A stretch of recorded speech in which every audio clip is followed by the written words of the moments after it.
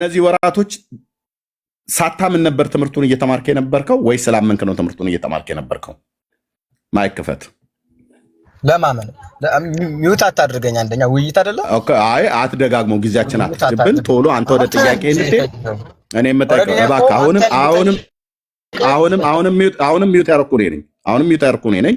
ከኔ ጋር ግቡን ተውና ጥያቄ ላይ ትኩረት አድርግ። እኔም በኋላ ታጣድፈኛል። እኔን ነው የምጠይቀኝ። ባይዘው ሌሎች ወንድሞች አትጠይቅም። የፈለግከውን ጥያቄ ይጠይቀናል። አሁን በተነሳው ሀሳብ ላይ እና ዝም ብለህ አተካራ አታድርገው። ጥያቄ ነው እየጠየቅኩ ያለሁት። ለጥያቄ ተውና በዛ ደቂቃ ጠይቀኝ። ችግር የለም። ኦፕን ነው የሚሆነው። ለአንተም እንደዚህ ኦፕን ነው የምሰጥህ። የጠየቅኩ ላይ ትኩረት አድርግ። አሁን ደቂቃ ምናምን ነገር ሽንቴ ራስ ቅሌ ምናምን ነገር ብራዘር ወይት ሚዩት ያደረኩ አሁንም እኔ ነኝ። ጥያቄው ላይ ብቻ ትኩረት አድርግ። ጊዜውን አንፍጨው። ኦኬ። በእነዚህ ሳምንታት ወይ ደግሞ ቀናቶች ወይ ወራቶች መካከል ልዩነት ካለ ያልኩ ልብ በል። ትምህርት ነበር እየተማርኩት ነው ያለኝ የነበረው አይደል ወንድም የጳውሎስ? ኦርቶዶክስ ለማሳመን ነው የምታስተምረው ወይስ ያመነን ሰው ነው የምታስተምረው? ምን ሰምቶ ያምናል? መጀመሪያ የጠየኩ መልስልኝ። እኔ መልስ አትጠይቅም። ኦርቶዶክስ የምታስተምርህ አምስቱ አዕማደ ምስጢርን ነበር አይደል? አምስቱ አዕማደ ምስጢርን ኦርቶዶክስ የምታስተምረው ላመነ ሰው ነበረ ወይስ ለማሳመን ብላ ነው የምታስተምረው? ፈጠን አድርገው። አስቀድሜ ሳልሰማ ያላወቅኩትን ነገር ስለማላምን፣ ቆይ ስማኝ፣ ያልሰማሁትን ነገር ስለማላምን ቅዱስ ጳውሎስም ካልሰሙ እንዴት ያምናሉ ስለሚል በሮሜ መልእክት እኔ የጠየኩ መልስልኝ። ኦርቶዶክስ የምታስተምረው ያልጠየኩን አታውራ። ኦርቶዶክስ የምታስተምረው ያመነን ሰው ነው የምታስተምረው ወይ ለማሳመን ብላ ነው የምታስተምረው ነው ያልኩ። እየነገርኩህ እኮ ነው። እሱ ነው እየመለስኩ ያለሁት። ከጠየቅ ደግሞ ስማ እያልኩ ያለሁት ለማሳመን ነው። ሰው ያልሰማውን ነገር ስለማያምን መጀመሪያ መስማት መቻል አለብኝ። አሁን እኔን ዝም ብለህ እመን አላለችኝም። አስቀድማ ዝም ብለህማ እመንማ አትልህም። ወይ ሰብካህ ነው ያስተምራኝ ነው ያሳመነችኝ በለኝ እኮ። ሰብካ ያስተምራ ያሳመነችኝ፣ ወንጌሉ አሳመነ። ንጹህ ወንጌል በዛ ቤት አገኘው፣ አመንኩ። ወዳጄ እኔ እዛ ቤት ምን አገኘህ አይደለም ያልኩ። ሰብካን ያስተማረች ወይስ አስተምራን ሆነ? ሰብካን ያሳመነች ወይስ አስተምራን ያሳመነችህ? አስተምራን ያሳመነችህ።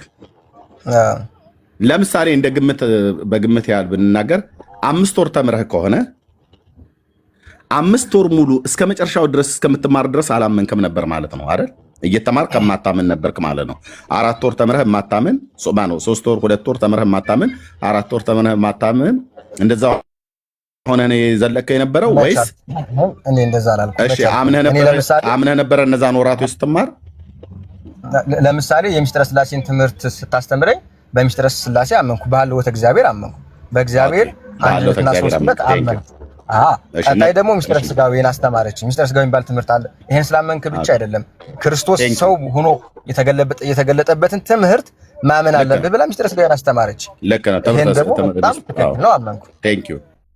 ሚስጥረ ስለዚህ አሁን እንደዚህ አድርጌ ልጠይቅህ ታዲያ። ጥሩ አድርጌ ትምህርተ ሥላሴንና ሚስጥረ ሥጋዌን ሁለቱን ትምህርት ካስተማረች በኋላ ጥምቀትና ቁርባን ትንሣኤ ሙታንን ሳታስተምርህ በአስተምሮተ ሥላሴና በአስተምሮተ እግዚአብሔር ማለት አስተምራኛለች እንጂ ሳታስተምርህ በፊት ነው ያልኩ። ቅድመ ተከተል አለው። የምታወራውን ሰው እወቅ ብራዘር። ሥላሴን እያስተማረች ትንሣኤ ሙታን አታስተምርህም ወዳጅ። ልብ በል። ብቻህን አታውራ። የምታወራውን ሰው እወቅ። ስታስተምርህ ትምህርተ ሥላሴን የምታስተምርህ፣ ከዛ ቀጥሎ ትምህርተ ክርስቶስን የምታስተምርህ፣ ከዛ ጥምቀትን የምታስተምርህ፣ ከዛ ቁርባን የምታስተምርህ፣ ከዛ ትንሣኤ ሙታንን የምታስተምርህ። ኦኬ።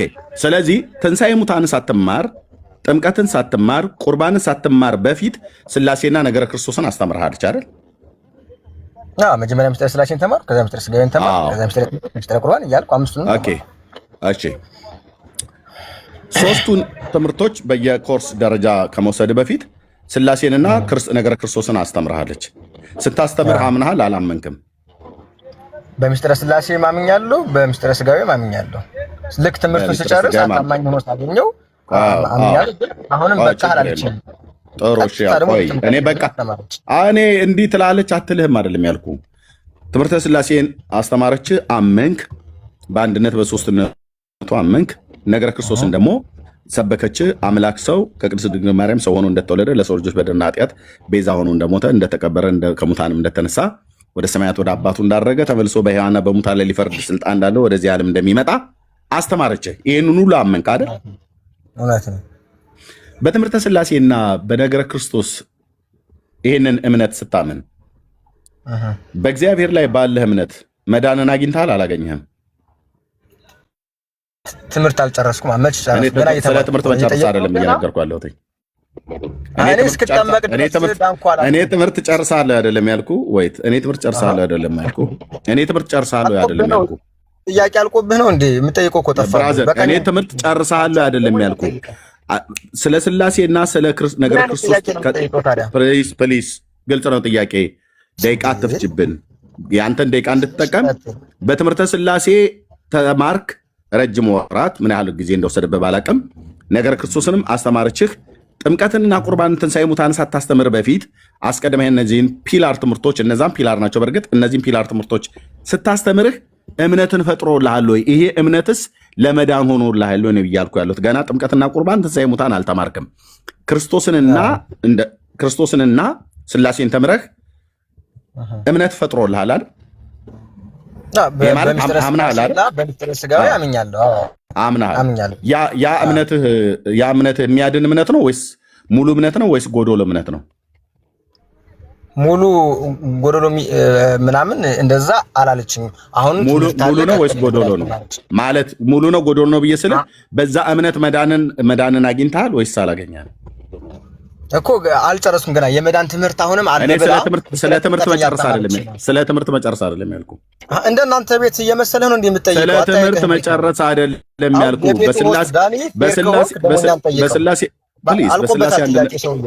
በስላሴ አንድነትና ሶስትነት በክርስቶስ ሰው መሆን የቤቱ ባለቤት ፌር መሆን መቻል አለብን።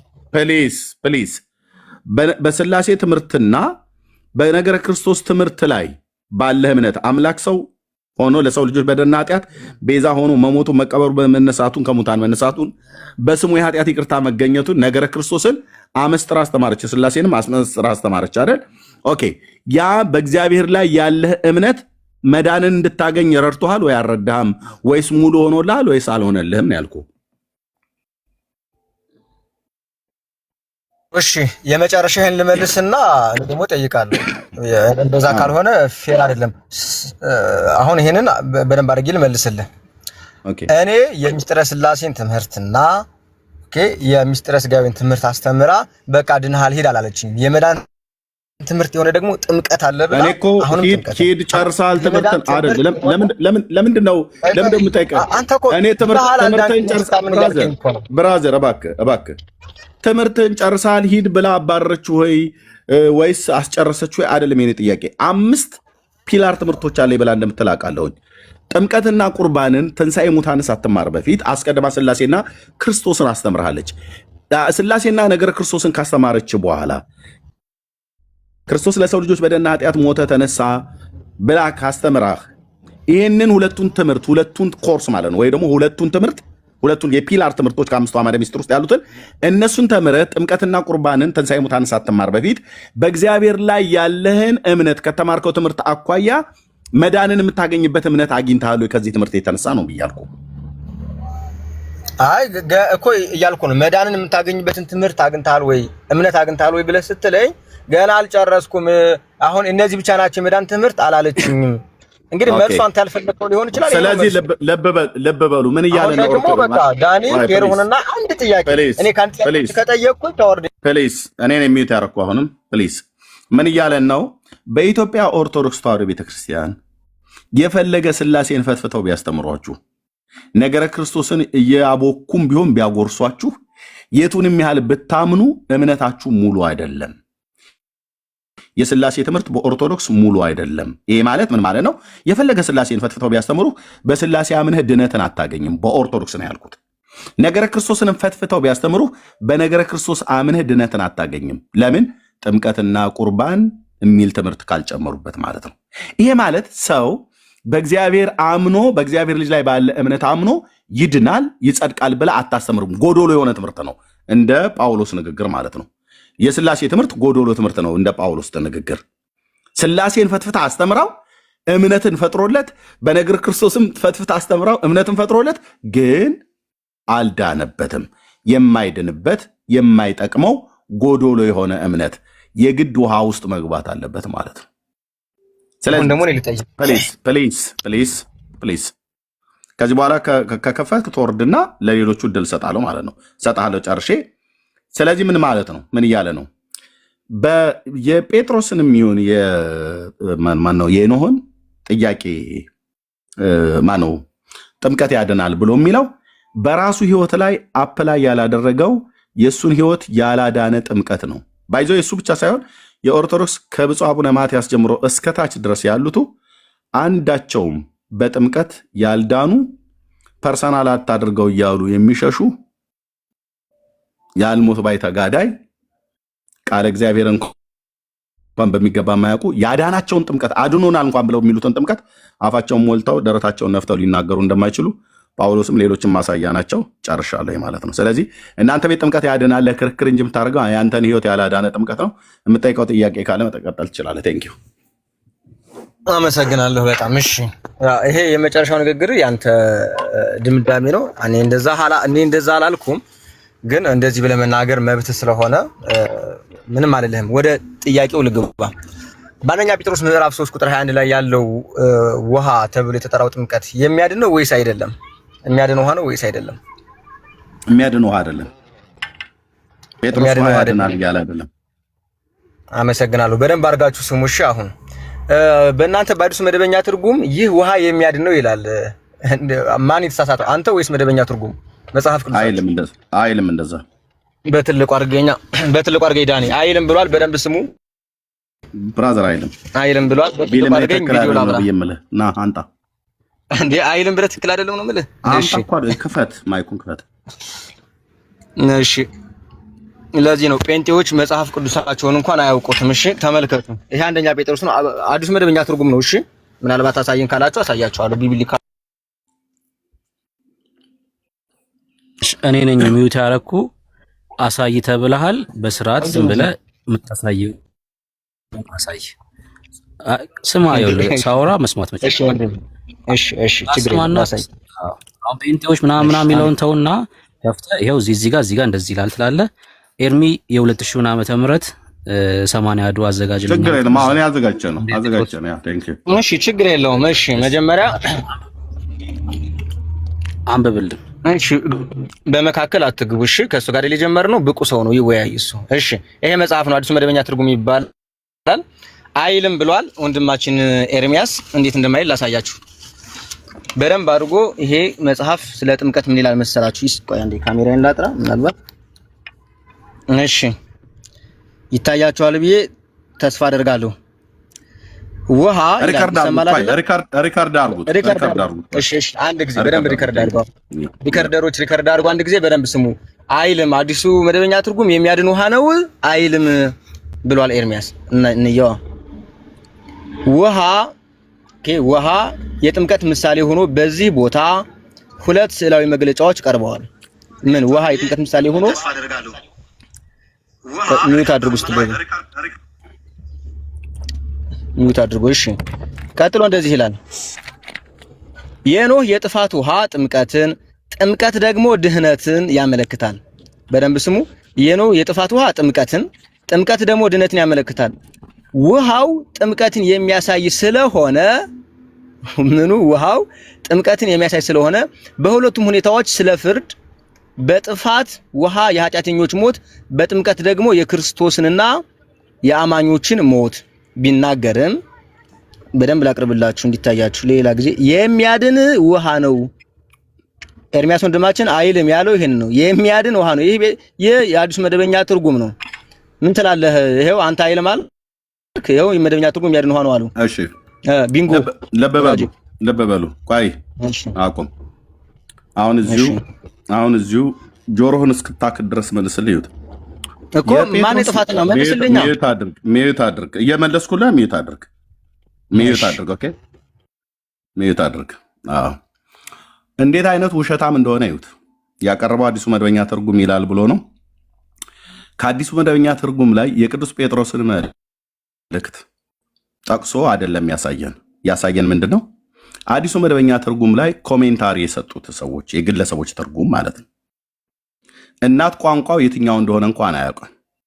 እናት ቋንቋው ያለው ላይ ነው። ይሄ ግን ዘባራቂ ሰውዬ የሚያወራው ሌላ ነው። ይህ አሁን ያነበበው እሱ በዚህ በአዲሱ መደበኛ ትርጉም ላይ ኮሜንታሪ ነው ወይ ደግሞ ትርጉም የሰጡ መደበኛ ትርጉሙን ያልኩት ሚዩት አድርግ። እንደዚህ ነው። አፈር ደክ ሚዩት አድርግ። ካልሆነ ታች ራስ ወርደን ሚዩት አድርግ። አነበብክ አይደል? ጠየቀኝ አይደል? ሚዩት አድርግ። ሚዩት አድርግ። አታርገብግባ እንትን እነዚህ ምንድን ነው ሶኬት አንስተህ እንደዚህ ብለህ ስላልክ አይደለ? ሚዩት አድርግ። አይተነዋል እኮ ካልሆነ እታች አወርድሃለሁ። ሚዩት አድርግ። ኦኬ ያመጣው አዲሱ መደበኛ ትርጉም ነው። አንድ አይደለም ሁለት ነው ቪዲዮ ያለኝ።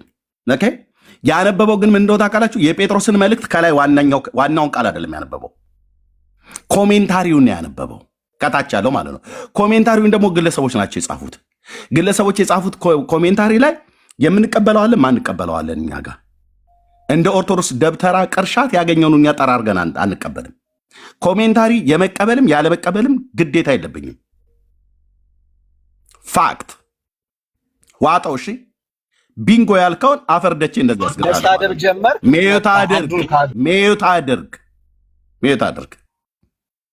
ሚዩት አድርግ። ረጋግጬ ነው ልክ ማስገባ ማለት ነው። ሚዩት አድርግ። አምጥተሃል አይደል? አንብበሃል። ያነበብከው የጴጥሮስን መልእክት አይደለም። የጴጥሮስን መልእክት ኮሜንታሪ የሰጠ የአንድ ግለሰብ ኮሜንታሪ ነው ይሄ ክፍል ማለት ነው። ይሄንን እሱ በተረዳው መጠን ጽፎታል ማለት ነው። እኔ ኤርሚያስ እንዳንድ የወንጌል አማኝ የመቀበልም ያለመቀበልም መብት አለኝ። አልቀበልም ብዬ የማልለው ግን የጴጥሮስን ነው። ከላይ ያለውን የጴጥሮስን ከላይ አሁን ከፍ በልና አንብበው ከላይ ዋናውን ክፍል ዋናውን የጴጥሮስን መልእክት አነብልሃለሁ። ኦኬ ሚዩት አድርግ። እኔ ያነበዋለሁ። ሚዩት አድርግ እንዳትከፍት። ከዚህ በኋላ እንዳትከፍት። ከከፈትክ ላውርድ ነው። ሚዩት አድርግ። የጴጥሮስን አውርደኝ። እታች ውረድ። ያ ቢንጎ ማለት እንደዚህ ነው። እኔ ያነበዋለሁ የጴጥሮስን ማለት ነው። አዲሱ መደበኛ ትርጉም ላይ ኦኬ። ወንድምነት ስራ አለ ወይ? ወደ ቢሮ ልውጣ። ብሩኬ አዲሱ መደበኛ ትርጉም አይደለም። ኤርሚዬ ቤት አይደለም። ዳኒ ያለ ስራ ቤት አይደለም። አይ ቲንክ አለ። ከፈለኩ ሳሎን ነው ያለሁት። ወደ ቢሮ መውጣት እችላለሁ። ወደ ላይ ግን ዳውን ስትሪት ስላለው ነው። የቅዱስ ጴጥሮስ መልእክት ዋናው ቃል ያለው ልክ እዚሁ አዲሱ ማነው በ1954 ዓ.ም ላይ ባለው ነው። ይህ አሁን ያነበበው እሱ ታች ኮሜንታሪ ላይ ነው። ግለሰቦች የሰጡት ኮሜንታሪ ማለት ነው። ታሪካዊ ዳራን ደግሞ የቃሉን ትርጉም አቻ የሚሆኑ ቃላቶች ከየትኛው መጽሐፍ ቅዱስ ክፍል ላይ ማብራሪያ ነው። ኦኬ እኛ ማብራሪያው ላይ አይደለም የተንተራስ ነው። ዋናው ቃል ምን ይላል ነው። አለቅ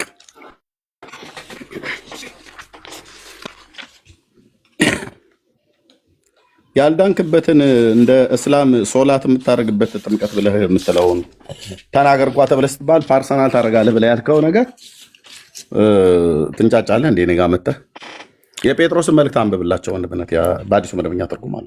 እሺ ከቁጥር ስንት 19 ጀምር። አዎ የጥምቀት ማለትም የውሃ ማለትም ጥምቀት ብሎ ነው ማለት ነው። እሺ ሌሎች ሰዎችም ግን በካሜራ ቢታይ አሪፍ ነበር። ዳኒ ቆይ ወደ ቢሮ ልግባ። ቆይ ወጣው ወንድምነት ጠብቀኝ። ቆይ አዲሱ መደበኛ ትርጉም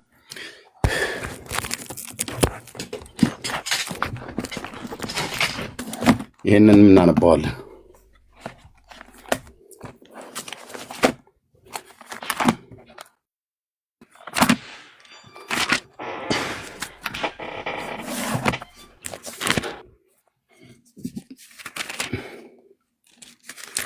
ኦኬ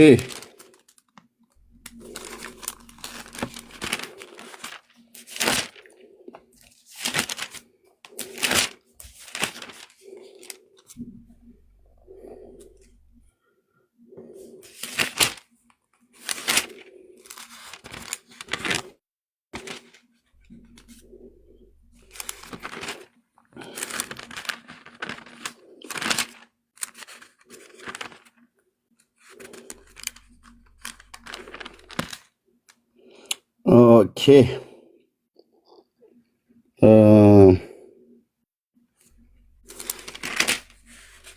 ከቁጥር ስንት ልጀምር? እሺ ከቁጥር 17 ወይስ ከቁጥር 19 ጀምሮ ልጀምር? እሺ በመንፈስም ሄዶ በወህኒ ለነበሩት ነፍሳት ሰበከላቸው። እነዚህ በወህኒ የነበሩት ነፍሳት ቀድሞ በኖህ ዘመን መርከብ ሲሰራ እግዚአብሔር በትዕግስት ይጠብቃቸው የነበሩትን እምቢተኞች ናቸው። በውሃ የዳኑት ጥቂት፣ ይኸውም 8 ሰዎች ብቻ ነበሩ። ይህም ውሃ አሁን የጥምቀት ምሳሌ ሆኖ ያድናችኋል። ይህም የሰውነትን እድፍ በማስወገድ ሳይሆን በንጹሕ ሕሊና በእግዚአብሔር ፊት የሚቀርብ መማፀኛ ነው። የሚያድናችሁም በኢየሱስ ክርስቶስ ትንሣኤ አማካኝነት ነው የሚለው። የሚያድናችሁ ምንድን ነው ብሎ የሚለው ያው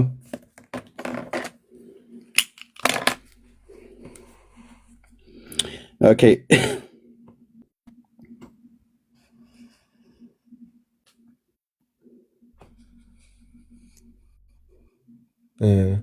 ሀሳብ እንድሰጥ ከተፈቀደልኝ እሰጣለሁ። ሚዩት አድርግ። ማንም የፈቀደልህ የለም። ሳይፈቅድልህ ከተፈቀደልኝ አትበል። ሳይፈቀድልህ ማይክ ከፍተህ ከተፈቀደልኝ አይባልም። ወንድ ማለት ፈቀድኩ ነው። ሚዩት አድርገው፣ እንሰጥሃለን። የሚያድናችሁም በኢየሱስ ክርስቶስ ትንሣኤ አማካይነት ነው የሚለው። ኦኬ የሚያድናችሁ ውሃ ነው አይደለም ብሎ የሚለው የሚያድናችሁ በኢየሱስ ክርስቶስ ትንሣኤ። ኦኬ እሱ ግን ያነበበው የዚህኛው ነው፣ ይሄኛው ትርጉም ማለት ነው። ዋናው ቃል የት ነው ያለው? ልብ በሉ። ይሄ ከዚህ መስመር በላይ ያለው ዋናው በኩረ ጽሑፍ ነው። ዋናው ቃል ይሄንን ኤርምያስ አለማመን አልችልም። ማንም ክርስቲያን ይሄንን ያምናል። ከዚህ በታች ግን ያለው ኮሜንታሪ ነው፣ ሰዎች የጻፉት ማለት ነው። ሊቃውንት የጻፉ የሚያውቁ የመጽሐፍ ቅዱስ ተማሪዎች የጻፉት ማለት ነው። የምቀበለውም ኮሜንታሪ አለ፣ የማልቀበለውም ኮሜንታሪ አለ። እኔ በግሌ ከዚህ በታች ያለውን ተቀበሉ ግዴታችሁ ነው ብሎ የሚለን የለም፣ እኛ ጋር የለም እንደዚህ አይነት ነገር። እናንተ አንድምታ እንደማትቀበሉት ማለት ነው። ኦኬ አንድምታ ስንቀበል ትርጓሜ በትክክለኛ ትርጓሜ ተተረጎመ ከሆነ እቀበላለሁ። ውሃ ያድናል ብሎ ማናቸውም ይኸው እዚህ ጋር ራሱ እንኳን ይላል የሚያድናችሁም በኢየሱስ ክርስቶስ ትንሣኤ አማካኝነት ነው ብሎ የሚለው። ቅድም ለተጠየቀው ጥያቄ ማንም ሰው መልስ ሊሰጠን አይችልም ከሰጡ ማለት ነው። እግዚአብሔር ኖህና ቤተሰቡን ሊያድን መርከብን ነው በእምነት አዘጋጅ ብሎ ያለው። አዘጋጅ ከጎፈር እንጨት መርከብን ስራ አለው።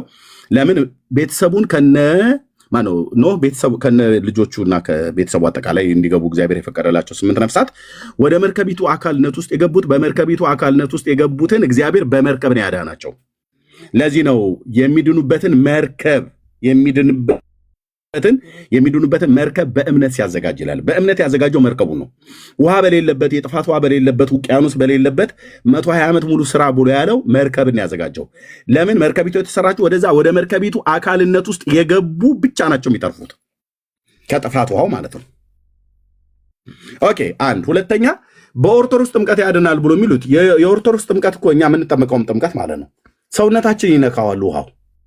በኖ መርከብ ውስጥ ግን የገቡት እኮ ኖህም ይሁን ካምና ሴም ያፌት ከነ ሚስቶቻቸው አንዳቸውም የሰውነታቸውን አካል አልነካውም። ውሃው ባልነካበት እንዴት ነው ውሃ ያድናል ብሎ የሚለው ጴጥሮስ? አንዳቸውንም ውሃ አልነካውም። አንደኛ መርከቡ ውስጥ ነው ያሉት። መርከቢቱ ደግሞ በውጭና በውስጥ በቅጥራን ተለቅልቃለች። ይሄ ማለት የጥፋት ውሃ ወደ መርከቢቱ አካልነት ውስጥ እንዳይገባ ማለት ነው ከሰማይ እንኳን። ስለዚህ እነሱ እዛ ውሃው እንዳይነካቸው ሲልድ ናቸው እዛ መርከብ ውስጥ ማለት ነው። ኦኬ አለቀ። የኦርቶዶክሱ ትምህርት የኦርቶዶክሱ መጽሐፍ ምን ይላል? ይህን ተናግሬ ለእንግዳው መናገር ትችላላችሁ። ኦኬ የሐዋርያው ቅዱስ ጴጥሮስ ኦኬ ምዕራፍ 3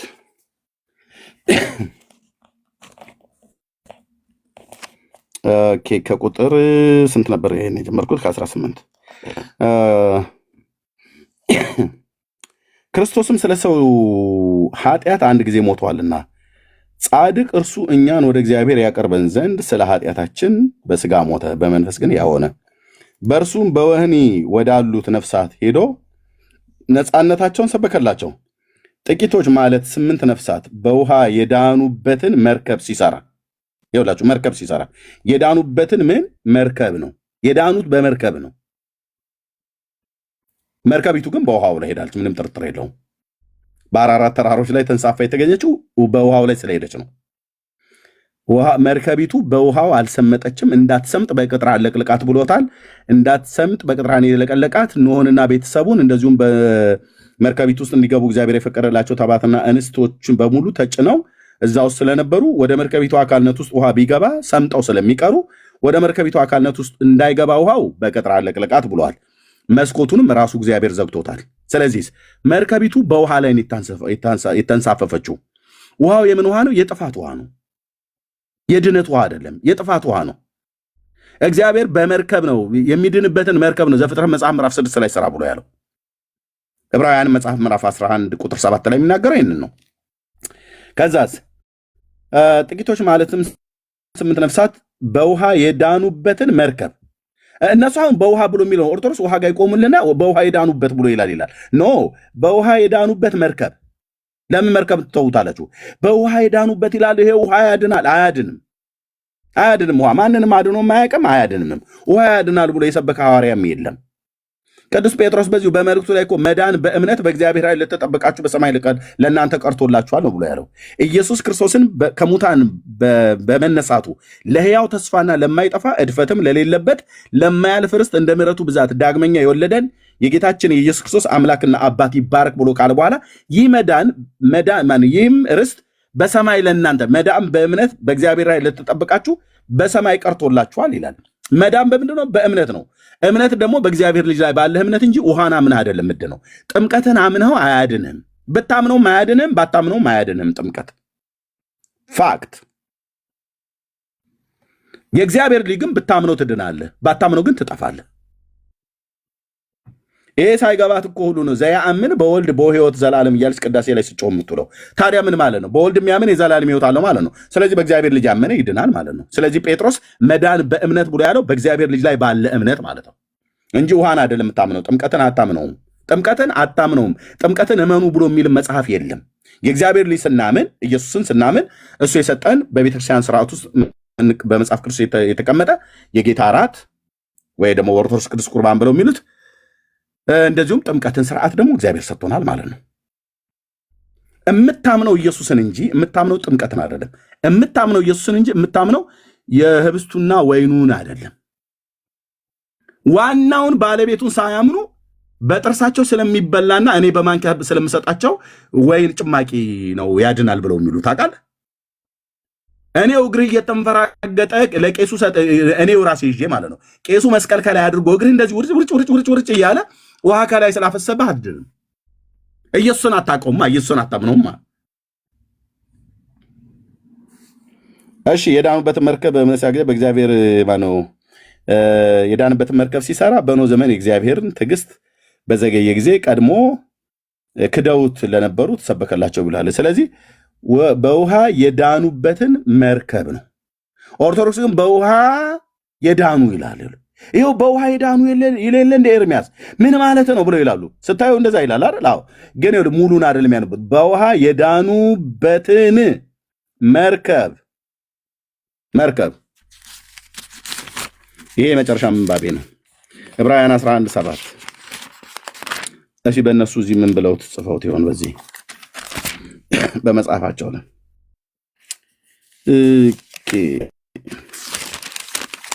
ዕብራውያን 11:7 ያው ኖህም ስለሚታየው ነገር የነገሩትን ባመነ ጊዜ ፈራ ይላል። ግን የሚገርመው እግዚአብሔርን ፈራ ነው ብሎ የሚለው ያኛው። እሺ ፈራ ቤተሰቡንም ያድን ዘንድ ቤተሰቡንም በኦርቶዶክስ ተዋሕዶ ቤተክርስቲያን ላይ ይሁት ቤተሰቡንም ያድን ዘንድ ክፍል ያላትን መርከብ ሰራ ይላል። ወደ ፋላ ኦርቶዶክስ እንግዲህ እናንተ ቤተሰቡን ያድን ዘንድ ውሃ ውስጥ ጨመራቸው የሚለው ቤተሰቡን ያድን ዘንድ የጥፋት ውሃ ውስጥ ነከራቸው ነው የሚለው። ያው የኦርቶዶክስ አማን ያዱ ቤተሰቡንም ያድን ዘንድ ክፍል ያላትን መርከብን ሰራ፣ በዚህም ዓለምን አስፈረደበት፣ በእምነት የሚገኘውን ጽድቅ ወራሽ ሆነ ይላል። ቤተሰቡን ለማዳን ምንድነው የሰራው? መርከብን። አለቅ መርከብን ሰራ። ምን ለማድረግ? ቤተሰቡን ለማዳን። ከምን ለማዳን? ከጥፋት ውሃ ለማዳን። እግዚአብሔር የጥፋትን ውሃ አመጣለሁ፣ ስለዚህ የጥፋትን ውሃ በማመጣ ሰዓት ላይ አንተና ቤተሰብህ በፊቴ ሞገስ ስላገኛችሁ አብሬ ከሚጠፋው ትውልድ ጋር ከሚጠፋው ዓለም ጋር እንዳላጠፋ መርከብን ከጎፈር እንጨት ስራ ብሎ ያለው እግዚአብሔር ሊያድነው አስቀድሞ ነግሮታል። ስለዚህ ኖህም ቤተሰቡን ለማዳን ያድን ዘንድ ክፍል ያላትን መርከብ ሰራ እንጂ ብሎ የሚለው ውሃ ውስጥ ገቡ ውሃ ነካቸውም ብሎ አይልም።